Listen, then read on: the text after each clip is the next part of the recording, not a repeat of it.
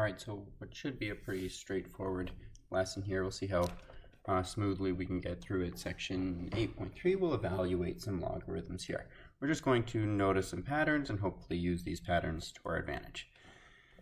Starting us off nice and easy, we can warm ourselves up with some skills that we've already touched on. All right, 3 to the power of 0, I know anything to the power of 0 equals 1. 17 to the power of 0, that means 17 to the power of 0 equals 1. That means pi to the power of 0 equals 1. That means 17,009,372 to the power of 0 equals 1. Nice and easy because, again, anything to the power of 0 equals 1. Okay, well, let's look forward a little bit more. Well, here I have the log base x of 1. Okay, a logarithm, remember, is just an exponent. So if I take anything to the base, this base that I'm working with is x. All right, so my base is x. My exponent is unknown. That's what my logarithm equals. And maybe I'll write my exponent, you know what? I'll write my exponent as an a. Equals 1. That's the argument of the logarithm. So being able to write this as a logarithm, I'm saying, okay, what kind of an exponent will make my power equal 1? Well, any exponent of what we just covered, 0, makes the power equal 1. So here we would say that this equals 0, right? A logarithm is just an exponent. It's really, a logarithm is the exponent. It's just written in a way that it doesn't have necessarily the base in the right spot, in the spot that we're used to seeing. So this equals 0. Okay, well, let's push forward. Square root of x squared. I know we've covered this in recent lessons. Squaring and square rooting a number are inverse operations, so they cancel out. So the square root of x squared is just x. Okay, well, then if I look back to grade 11 trigonometry, or even grade 10 trigonometry, when we started using these functions, I can look at the inverse cosine. That's what this is. Sorry, folks. Of the cosine of x. Well, the inverse cosine of the cosine of x. Just when we say that out loud, we can hear that the cosine and the inverse cosine are inverse functions. They'll cancel out. So the inverse cosine times the cosine of x, well, that just equals x. Let's go forward. We can follow that same pattern. The sine of the inverse sine of x. Same thing. Sine and inverse sine, opposite operations. So they can cancel out. I'm working with just x. So it doesn't matter if sine is on the outside or if the inverse of sine is on the outside. What matters is that one is on the inside of the other. There's still an x in there. The x is what's left over. Now let's get down here. Okay, so remember, a logarithm is an exponent. So I'm looking for an exponent. I can write this as a with a base 10 this time, base 10, such that it equals the argument. Well, the argument here is 10 to the power of 3. So I'm looking to try and find which exponent makes this power equal 10 to the power of 3. Easy. A equals 3. I can see that just in the way these are written down. Nice and straightforward. Now what we can take from this, hopefully, is that when we see this logarithm, base 10, and then a power with a base of 10, those are inverse operations. Those will cancel out. Okay, well, what if I have log of 10 to the power of x? Well, remember, if we don't see the base of our logarithm, then the base is 10. And then we can say, all right, if I don't see the base of my logarithm and the base is 10, using the same logic as before, this is now 10 to the power of a equals 10 to the power of x. I'm looking for this exponent. Well, it's nice and straightforward. All this equals is x. All this equals is 3. Fantastic. Now, sorry, folks, the reason I rewrote that is we shouldn't have an a in our final answer if there's no a in the problem. I just used a to represent that exponent. All right, now let's go forward. So hopefully what you followed along with here is that a logarithm is simply an exponent. It is the exponent. Remember, where An exponent is just the upward piece. So say we have 2 to the power of 4. This entire piece is a power, but the exponent is written in the superscript on the right-hand side. All right, so in this case, the exponent that must be, it is the exponent that must be applied to base A to equal 1. Okay, so with our zero exponent law, written in logarithmic form, we found that up above. It's the log base A of 1 equals 0. If you don't remember our logic there, you can go back in the video. Since we know that anything to the power of 0 equals 1, that means the log base A of 1 will equal 0. Now the inverse properties, I'm hoping you followed along with the logic that we went through in G, H, I, and then J and K up here. Because this was our work with the inverse properties. We discovered in section 8.1, the logarithm function is just the inverse of exponential functions. So then it follows through. It makes sense that the logarithmic function undoes exponentiation and vice versa. And that means that the log base A of a power with A in its base just equals whatever the exponent is here, which is x. And that also means A to the power of log base A of x. Remember, log base A is just an exponent, or log is just an exponent. This just equals x.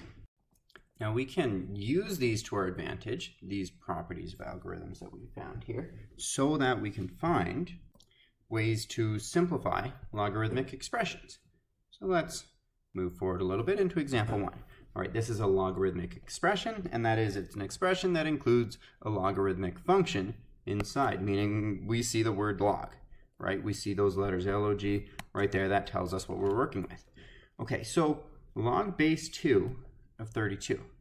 Well, if we want to deal with something like this, we see that base 2. So we're looking for an exponent on the base of 2 that equals 32. Well, we can rewrite this argument, right? That's what the piece is called after the logarithm. We can rewrite this argument with a base 2, right? That's one thing I know about 32, so I'll rewrite the rest of it. And then this 32, well, 32 equals 2 to the power of 5.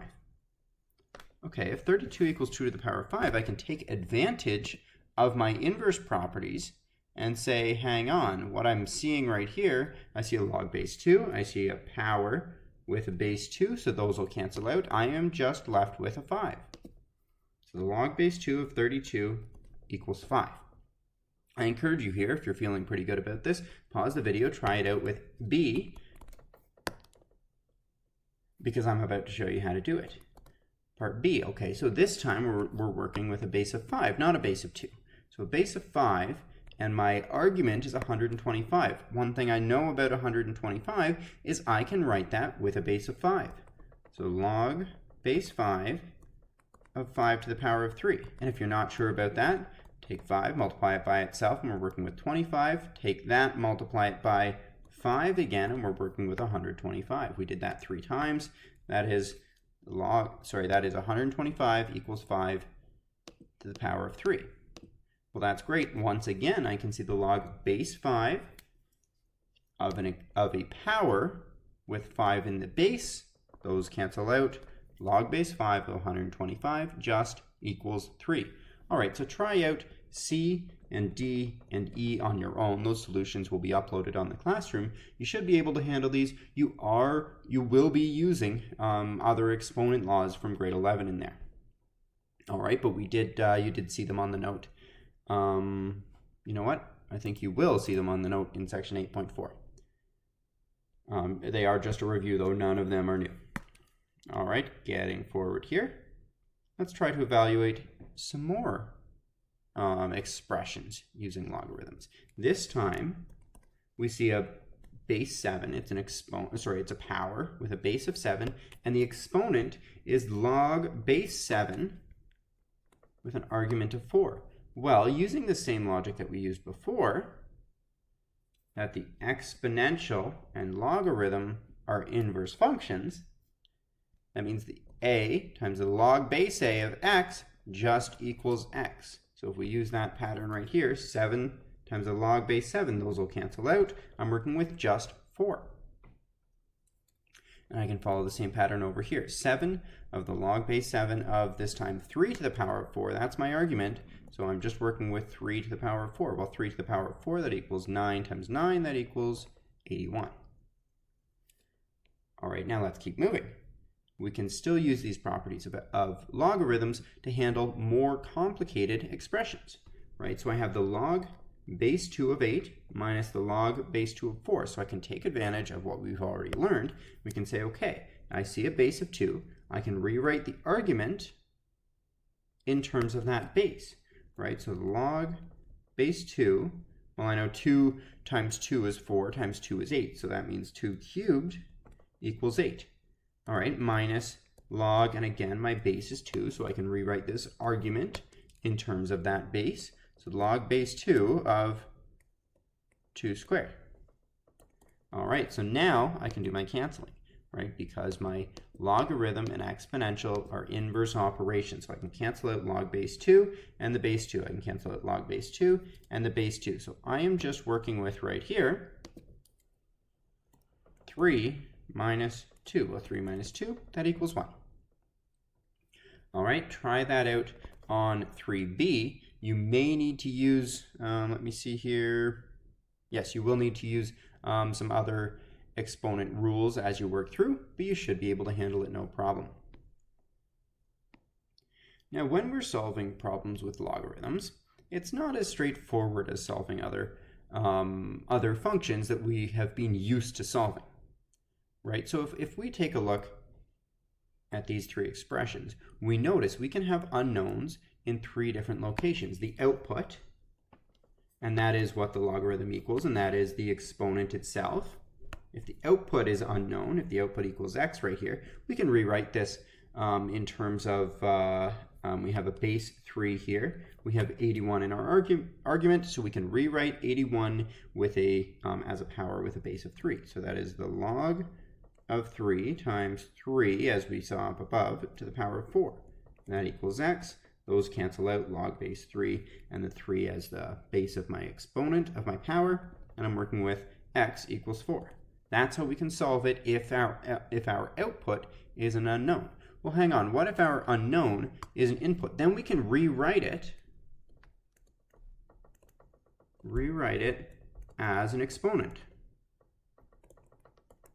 Right, so if my log base 2 of x equals 5, that's my exponent. That's my base, 2 to the power of 5, equals the argument, which is x. Well, that's nice and easy. This is just an exponential problem. 2 to the power of 5, that's 2 times 2 times 2 times 2 times 2, that equals 32. So in this case, x would equal 32. Nice and straightforward. I can follow that same pattern if I'm working with the base. I can rewrite it as an exponential expression. So there is my exponent, there's my base, so x to the power of 2 equals the argument, and that's 16. Okay, well, x to the power of 2 equals 16. I can take a look here and I can say, I can square root both sides. If I'm square rooting both sides, I need to be careful. I need to take plus or minus the square root. So that is x equals plus or minus 4. Right? If I take 4 and I square it, then I get 16. If I take negative 4 and I square it, I still get negative 16. So that's all well and great, but then we need to keep in mind what we learned yesterday, and that is a logarithm needs a base that is positive. So negative 4 is inadmissible